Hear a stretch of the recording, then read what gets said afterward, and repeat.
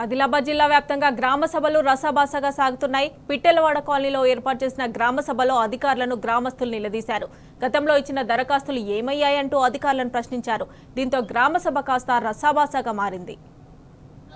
ఇందిరమ్మ ఇల్లు ఇప్పుడు మా స్లమ్ ఏరియా వచ్చేసి ఇక్కడ మాకు కనీసం 750 హౌస్ హోల్డ్ ఉంటాయి కదా. 750 హౌస్ హోల్డ్ మీరు ఎన్ని ఇందిరమ్మ ఇల్లు కేటాయిస్తారు? మీరు ఏమైనా క్లారిటీ ఉందా? ఏమైనా మీరు చెప్పగలుగుతారా? మాకు ఎన్ని కేటాయిస్తున్నారో మీ ఎజెండా చదువు. మీ ఎజెండా చదువుడే కాదు, కామన్ పీపుల్ కు దాంతో అవసరం లేదు. మీ ఎజెండా మన ఇందిరమ్మ కమిటీ ఏదైతే ఉన్నదో వాళ్ళకి చదివిపోతుంది. ఇక్కడ ఉన్న అన్ఎడ్యుకేటెడ్ పీపుల్ ఉన్నారు సార్, కూలి పనులకు పోతారు. వాళ్ళకి ఈ ఎజెండా చదివించేం లాభం? ఇన్ని పేపర్స్ మేము తీసుకున్నాం. 69 మందిని ఎందుకు లిస్ట్ పెట్టారు సార్? ప్రజాపాలనలో మేము ఇచ్చినాం.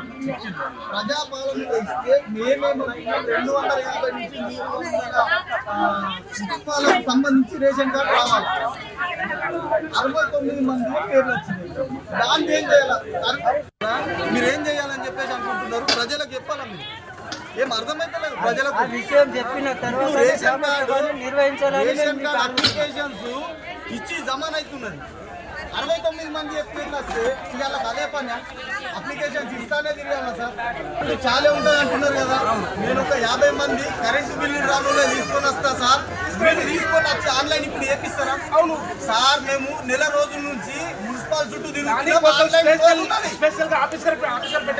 ఆన్లైన్ రోజు ఉన్నది.